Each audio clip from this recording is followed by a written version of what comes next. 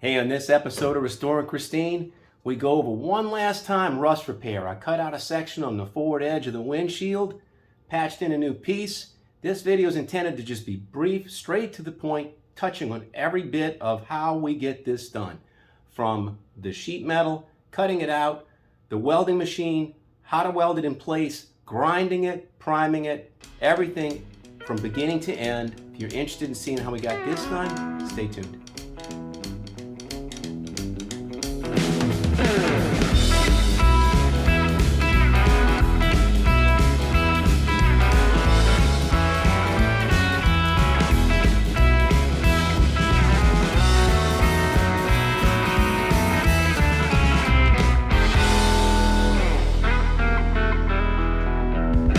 Welcome back to Restoring Christine. Well, after some problems last week, we were working on the firewall. I had a compressor parts failure, did a little bit of diagnostics on it, tried to figure out what it was, and I got it.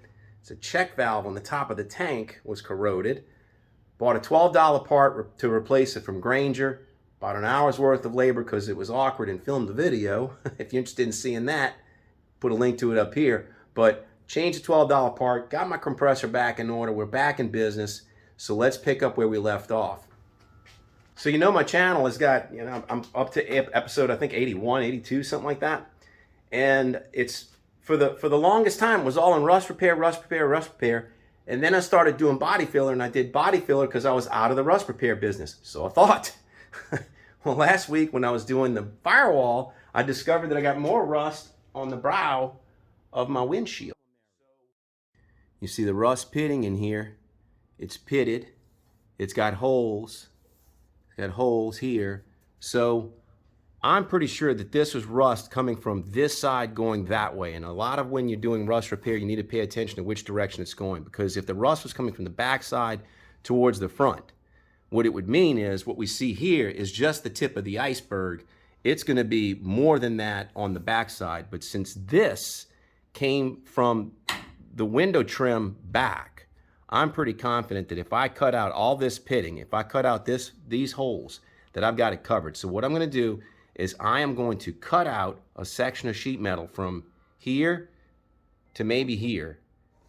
It's maybe about 12 inches of metal, and it's less than an inch wide. I'm going to cut that out. I'm going to use a piece of 18 gauge sheet metal, and we're going to weld it with my Hobart wire feed welder. This repair might take me a total of maybe about an hour to do. So let's get rolling with it. All right, first thing is we're gonna have to grind off the primer. And for that, I'm gonna use a Harbor Freight Hercules angle grinder. These are 50 bucks. I've used this thing for this entire car. I have worked this thing to death. You don't need to spend any more money than that. I've also got a Hercules flap disc. Now the flap discs, I haven't found any one brand better than the other that lasts any more or less than the other, but I would stay away from the Harbor Freight Warriors. Let's get this grinded down.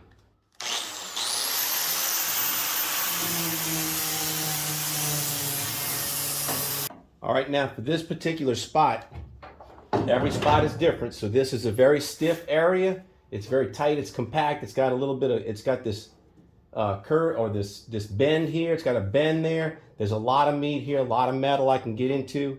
So this is not going to be one that I'm going to use Fitzy's cut and butt method on. This is one that I'm just going to cut it out, make a piece of sheet metal, fit it in, and weld it. So that's what I'm going to do. I'm going to go back to my Harbor Freight grinder, but I'm going to use a cutoff wheel. This is a new one. So I've gotten good use out of their Hercules. This is Harbor Freight's cutoff wheel. So I've got one of those on it, but I've gotten good life out of these. Metal cutoff wheel. Let's go ahead and get this cut off.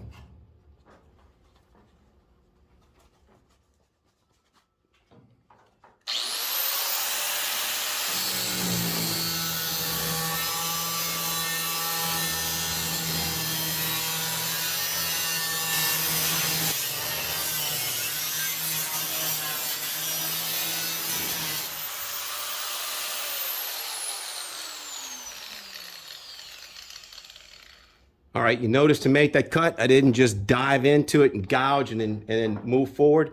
That'll eat up your disc very quickly if you do that. So the best thing to do is just to grind it out And that's what I kept doing, is I just kept working it and working it and working it. Let me go ahead and get this other side cut out.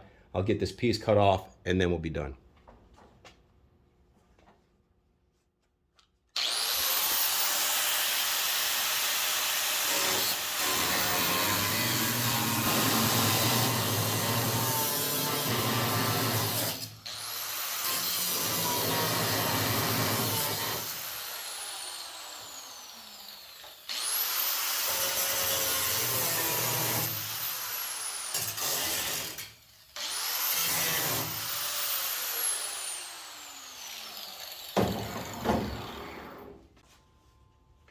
Now, if you overcut, if you cut beyond, no problem. You can weld it shut. You'll notice I cut all the way through and through this. No problem. I'll weld that back. So I needed to get this piece out, and what I'm going to probably do is I'm going to probably, once I get this piece out, I'm going to continue to dress this. I'm going to take a stone wheel and dress this a little bit more. So let's get the rusted piece out. And you can see, wasn't horrible. It's not bad cancer, but I mean, it's cancer that I don't want nonetheless. So you can see there's additional metal back behind this. So just cutting that out and just putting that piece, this is going to hold its stiffness. We don't have to worry about warpage with welding. Let me get a stone wheel. I'll go ahead and grind that down a little bit, and we'll fit in a piece. All right, for the stone wheel, what I'm going to use is a Walter Flex Cut. This is a great wheel. Now, as much as I've said Harbor Freight for the grinder, Harbor Freight for the flap disc, Harbor Freight for the cutoff wheel, I hate their stone wheels. They will kill you. So this is the Walter Flex Cut. It's already threaded. It's a quick on and off. This is a dynamite wheel. I have a used one. So that's what I'm going to do, is you get a lot of life out of this. Look at that. Still perfectly good. Nothing wrong with it. So let me go ahead and shape this. What I'm going to do is grind this down a little bit and get ready for this piece to come in. So what I want to do is I probably want to have this surface cut back to where when I put on the front, it's going to put it in plane, because if I leave it right now, it's going to be a little far forward. So let me go ahead and grind this edge down, and then we'll go ahead and fit our piece.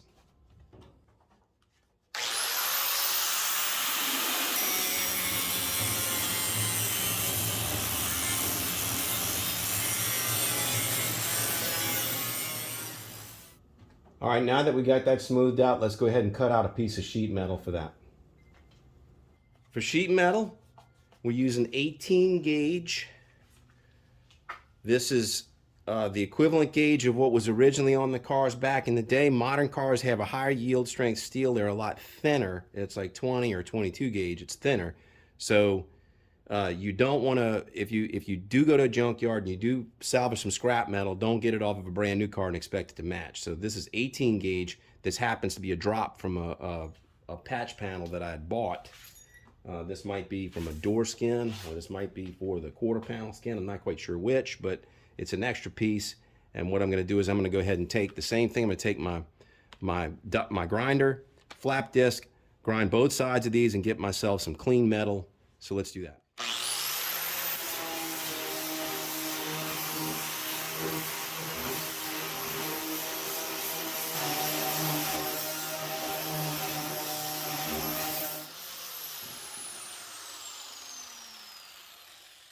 So to cut the sheet metal, I've made a mark. It's a little bit longer than what I want, a little bit longer this direction, and a little bit wider than what I want.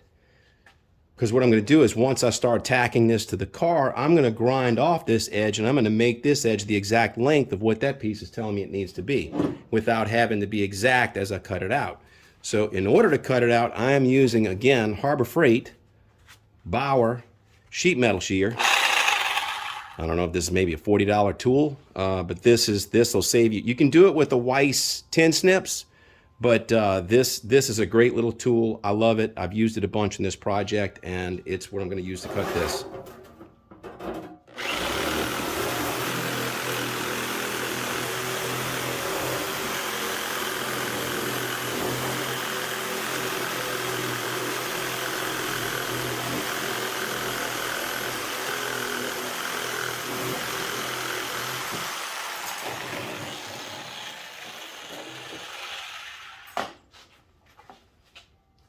So now I've got my piece. I just need to get an approximate length. Let me go ahead and mark that and cut that, and we'll start fitting it in.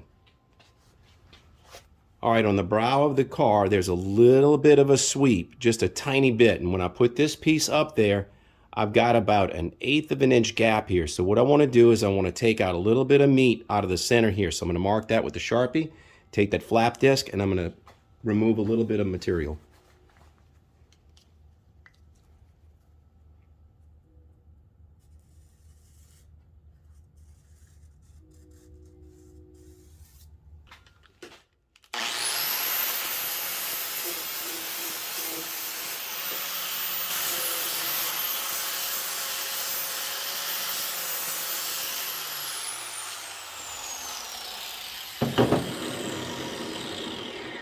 So now we got a little bit of a sweep in it. Not much, just a little bit. Make it put it in a car, show you how it fits. So there we go. It's a little bit long here, which is what I want. It's going from end to end. Might need to take a little bit more off of the edge, but I'm good. I'm going to take a little bit off of that. I'll get my welder set up. I'm going to show you that in a second. We're going to tack weld this, and then we'll fully weld the whole thing. But let me show you the next step. So I have a Hobart Handler 125. It's a 120 volt. It plugs into a regular 15 amp outlet. You can put it in any garage. It's very portable. I've used it on extension cords. It doesn't draw much amperage to weld any of this. So on this, I use 0.023 wire, solid core. I'm using 7525 argon CO2 mix as a shielding gas. I usually run my wire speed somewhere between 60 and 70. And then I usually use my voltage, depending on the gap. I'll either weld it on a voltage setting of 2 or a voltage setting of 3. This unit sells for about $350 or $400 at Northern Tool. I love it. This thing's amazing. It doesn't come with the gas regulator or any of the hose, but it does come with the solenoids and everything. So on your trigger, your stinger, on the trigger, it's already set up for gas. I do go through a lot of consumables. I'll go through a lot of copper tips on this thing, so I'll probably put a fresh one on there. I keep them in a little magnetically held down box on my Harbor Freight welding cart. There you go. I'll probably put a new tip on it. We'll get started to welding. I'll show you that. So just as added insurance, I went ahead and I shot some primer on the inside of here. Shot some primer on the back of this, just regular primer. I don't have weld through, so what I made sure to do is I made sure to wipe this down and wipe this down with just a little rag to get any of that off, so that when this metal needs to arc to itself, it will. So I'm just going to go ahead and proceed by tacking this in place, and we're going to weld this in short little segments. And it's going to be little bursts. It won't be all at once. It's going to be little bursts. Hit it.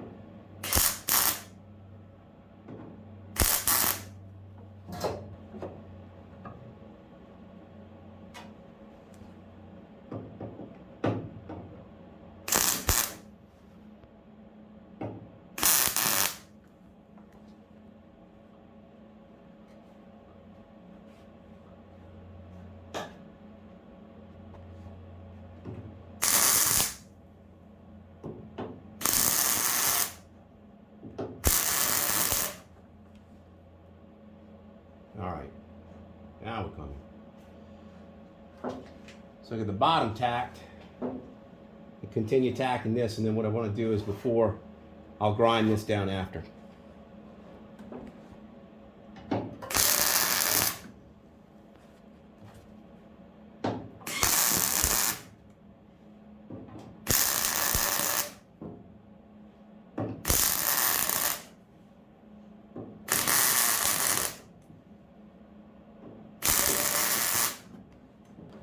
So what I'm going to do now is I'm going to go ahead and get the grinder. I'm going to grind that so that it's flush with the other one. Just going to use a flap disc.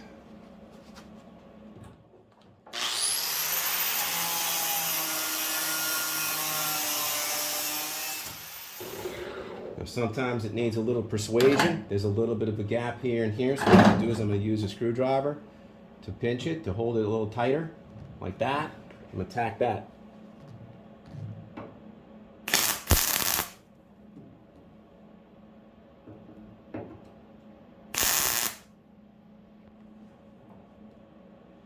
Yep. One more over here.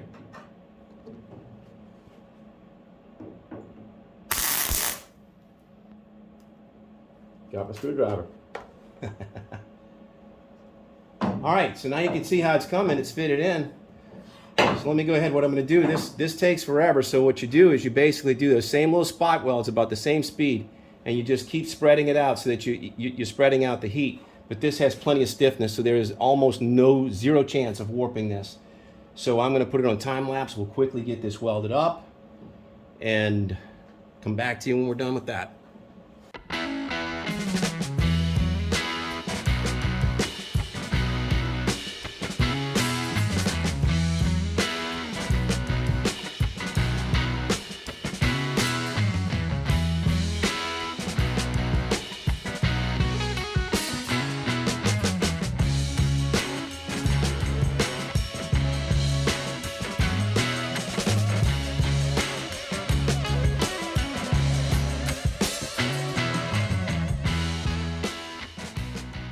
All right, that's the end of the first pass. It looks a little gorilla, but we're going to smooth that out. We want penetration. We want to make sure that this is right. Now, I do have a lot of weld sitting on top of the material, so I'm going to lose a lot of the steel that I just welded in. But to do that, I'm going to use the same Walter Flex Cut wheel. Thank you to Fitzy's Fabrications for recommending these. These things are incredible. So I'm going to use this wheel to go ahead and grind that smooth. You don't want to use a cheapy Harbor Freight. It's going to grind and it's going to vibrate in your hands. It's going to fall apart. It's going to shoot shrapnel at you, and you're going to hate it. So use the Walter Flex Cut if you can get your hands on it. Let's go ahead and grind this down.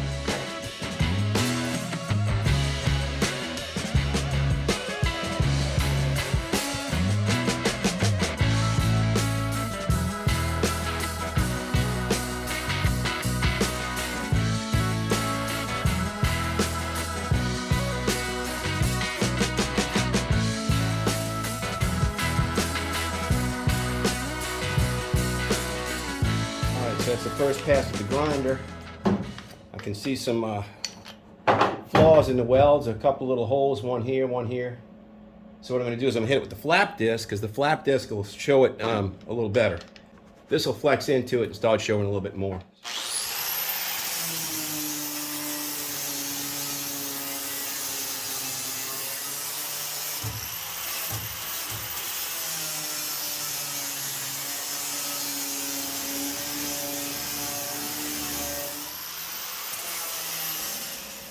All right, that's the first pass of the flap disc. So now you can see the little tiny flaws that we're going to go after. We're going to go after every one of these little pinholes. Little tiny pinhole, tiny pinhole. Maybe something here, something in the edge. So I'm going to touch those up, grind this down, and then prime it.